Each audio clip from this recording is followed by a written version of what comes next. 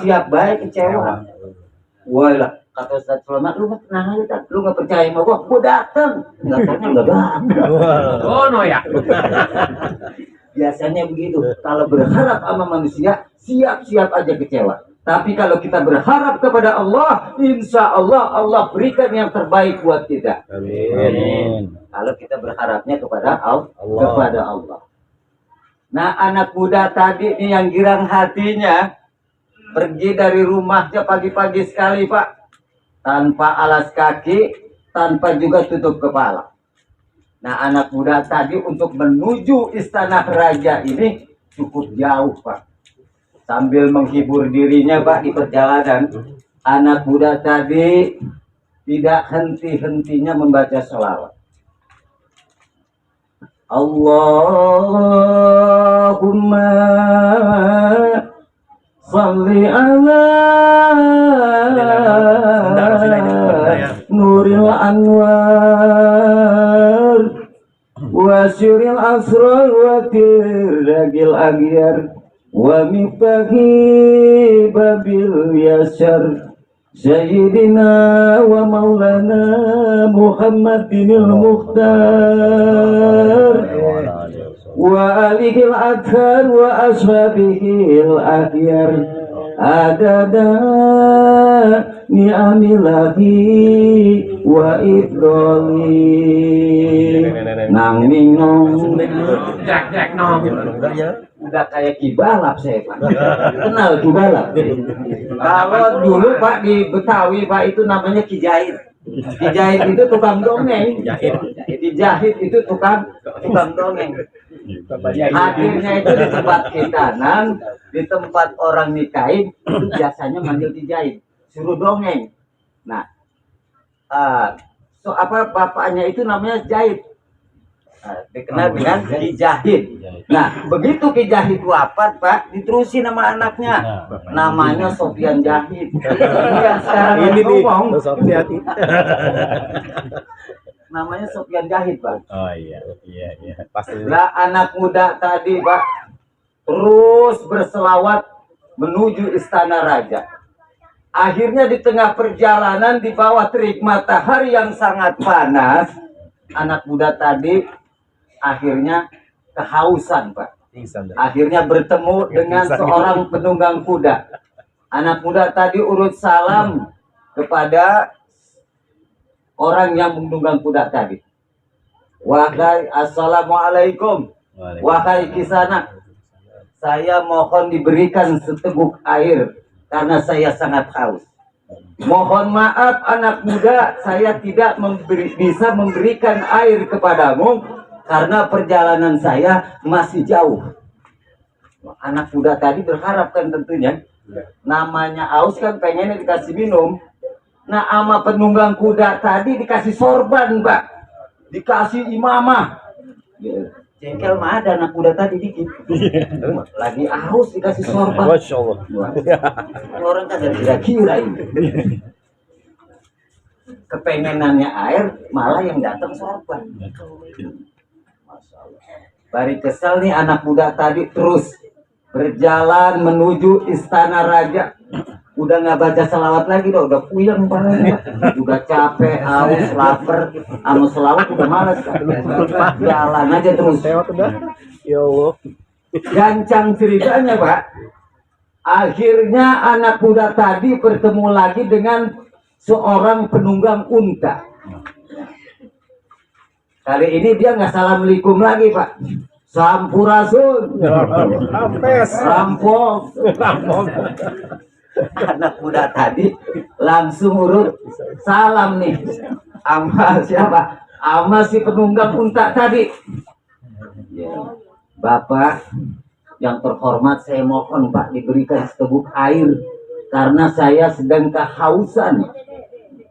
Apa jawab seorang penunggang unta tadi? Mohon maaf anak muda, saya tidak bisa memberikan air karena perjalanan saya masih jauh.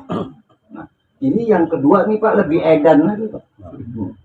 Anak muda tadi berharap diberikan air, malah dihadiahin jubah Pak. Siapa yang mau panas-panas pakai jubah? anak muda tadi diberikan hadiah berupa jubah, Pak. Ini jubah dilemparin sama anak muda. Waduh, kalau bukan laki-laki, gua gipeng juga nih. Orang lagi aus dikasih jubah.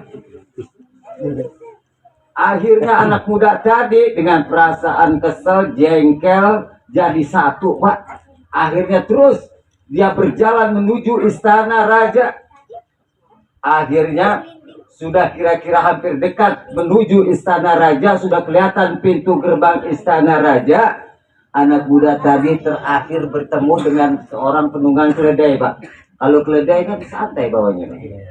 Kalau akhirnya anak muda sama tadi, Pak. Minta air lagi sama seorang penunggang keledai tadi. Apa jawab orang yang ketiga? Sama, Pak. Saya tidak bisa memberikan air kepadamu anak muda.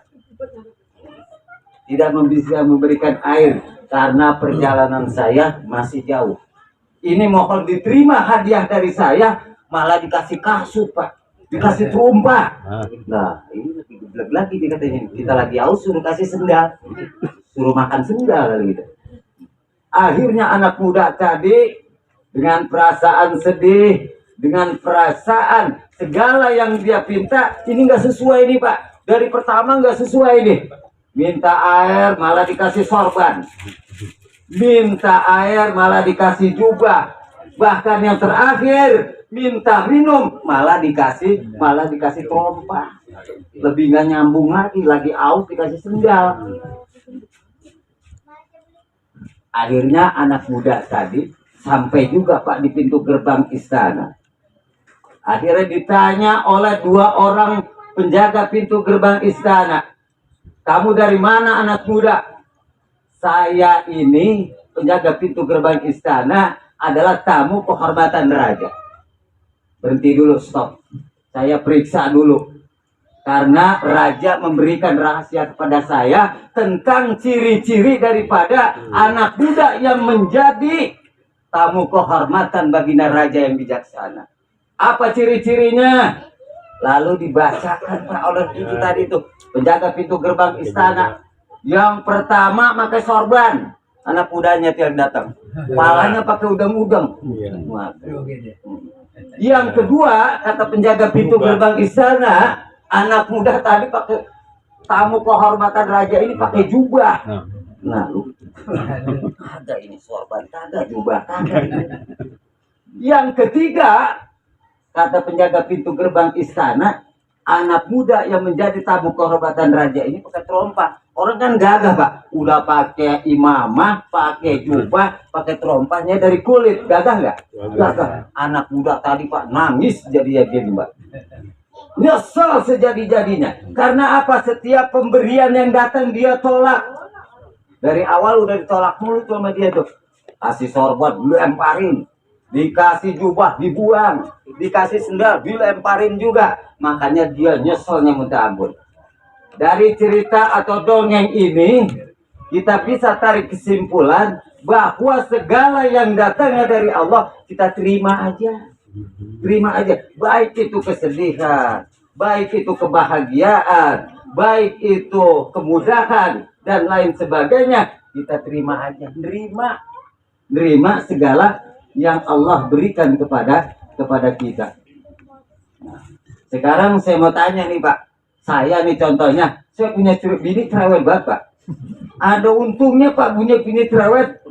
Teman saya pernah curhat, tak untung bini saya cerewet. Kok untung ada saya? Saya jadi rajin tajiyah. Kalau nggak tajiyah sih domelin mulu ke bini saya. Bang, tajiyah bang. Belum datang katanya. Dari malam pertama mau malam terakhir ini kagak pernah datang, ngabak juga lah, Bang. Akhirnya lakinya jadi datang, Pak. Karena apa? Karena bininya bawel. Makanya kalau bini cerewet kita syukurin aja. Banyak orang-orang yang bercerita sama saya. Dulu mata kalau di sembahyang belum goyang dah. Untung aja bini saya cerewet. Bang, sembahyang udah tua mau ngapa? Mau juga jadi. Makanya segala yang sesuatu yang datang Allah kepada kita, yang diberikan Allah pasti ada manfaatnya. Amin. Sampai bini rewel aja ada manfaatnya. Bisa. Jamaah sidang takziah yang dirahmati Allah Subhanahu wa taala. Makanya pesan baginda Nabi, kalau hidup mau bahagia, urusan dunia lihat ke bawah, urusan akhirat lihat ke atas. Lihat ke atas.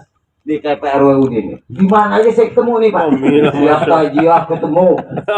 Muludan ketemu. Sampai Milad ketemu, Pak. Karena dia sudah mengamalkan fastabikul urusan akhirat. Makanya di mana aja ketemu di majelis kebaikan.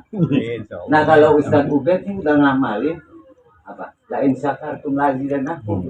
Makanya nambah mulu, Pak. Kalau datang juga kopi dan ditambahin terus. Amin. Karena sudah mengamalkan. Istri nambah. Belum lagi. Belum. Rencana akan. Nah, makanya tadi pesan baginda Nabi maksudnya apa? Urusan dunia lihat ke bawah, urusan akhirat lihat ke atas. Kalau urusan dunia, Pak, kita lomba, nggak ada garis finishnya, ada percaya dah. Urusan dunia lomba, yang ada kita stres, Pak. Kalau udah stres biasanya apa, Bu? Kalau udah stres kan biasanya stroke ya. Stroke. Kalau udah stroke, stop dah.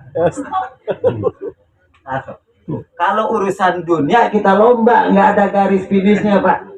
Malah kita dapat penyakit yang tadi itu. Stroke, apa, stres, stroke, stop dan terakhir 3S. Makanya sama dunia biasa-biasa aja. Tapi kalau buat urusan akhirat boleh kita lomba. Kenapa dia rajin sholat berjamaah, kenapa saya tidak? Kenapa dia rajin baca Quran, kenapa saya tidak? Kenapa dia rajin sedekah, saya enggak? Kudu ngiri, lomba kalau pengen ini mah.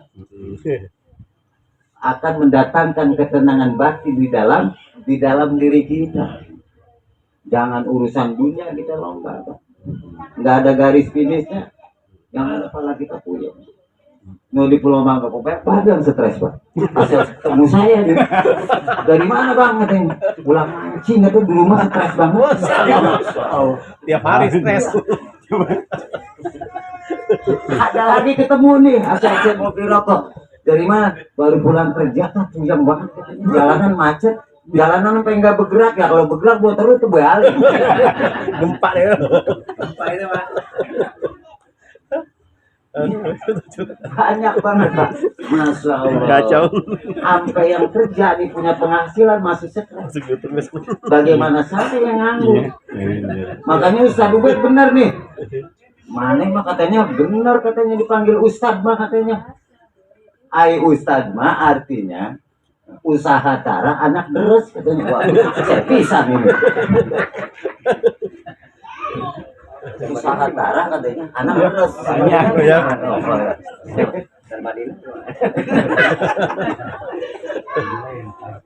Jamaah sidang takziah yang dirahmati Allah Subhanahu wa taala.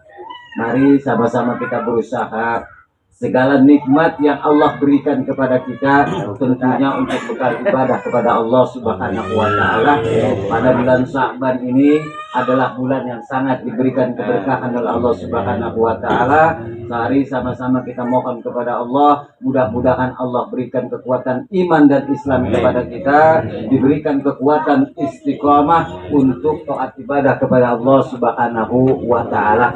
Saya rasa itu saja yang dapat saya sampaikan. Mohon maaf atas segala kekurangan. Saya akhiri bila kita taufik wal hidayah. Wassalamualaikum warahmatullahi wabarakatuh.